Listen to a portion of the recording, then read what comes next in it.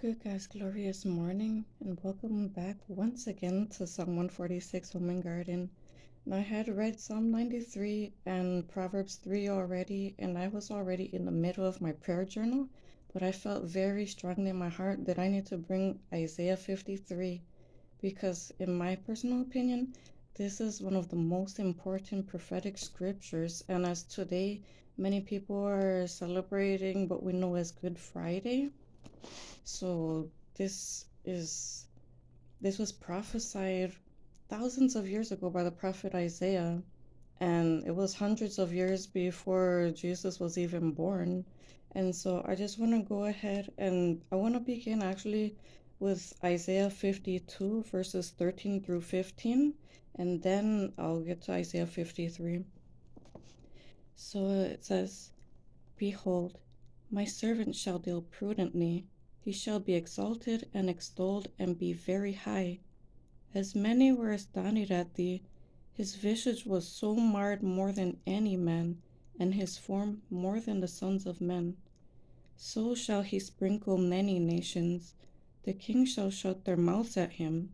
For that which had not been told them shall they see, and that which they had not heard shall they consider. So that's Isaiah 52, 13 through 15. And now beginning at Isaiah 53.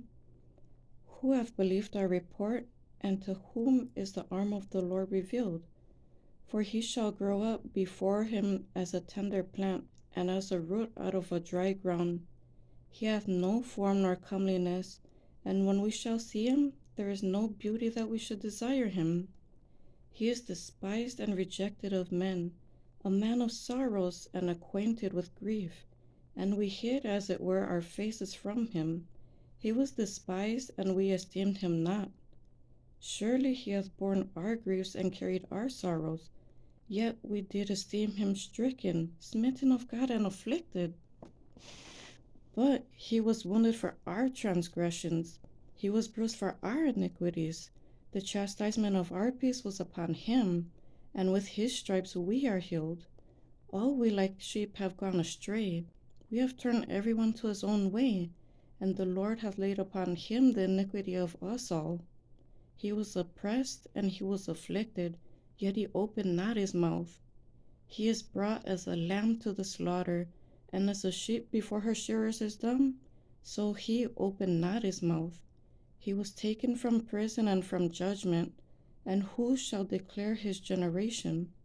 For he was cut off out of the land of the living, for the transgression of my people was he stricken. And he made his grave with the wicked, and with the rich in his death, because he had done no violence, neither was any deceit in his mouth. Yet it pleased the Lord to bruise him. He hath put him to grief.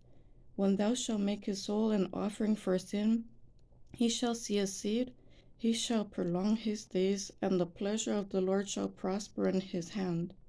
He shall see the travail of his soul, and shall be satisfied. By his knowledge shall my righteous servant justify many, for he shall bear their iniquities. Therefore will I divide him a portion with the great, and he shall divide the spoil with the strong, because he hath poured out his soul unto death, and he was numbered with the transgressors, and he bare the sin of many, and made intercession for the transgressors. So basically, this is telling you thousands of years ago, way in advance, before he was even born, that he was gonna be beaten, like his visage was marred more than any man. He was stricken. He had stripes. The Roman soldiers, they hit him with what is called a cat of nine tails. It's like this whip that has 9 pieces, and then they put really sharp objects into it. And it also told you that he sprinkled his blood to cleanse many nations. And in the Bible, the word nations or ethnos, which would be the Greek word used in the New Testament. Nations would be like ethnicities. So it's saying not only for the people of the land where he's actually born, but for the whole world. He was a sacrifice for all of us. So all who call upon the name of the Lord shall be saved. Um, when it says that he made his grave with the wicked, So he was crucified between two thieves, like there was one on each side of him.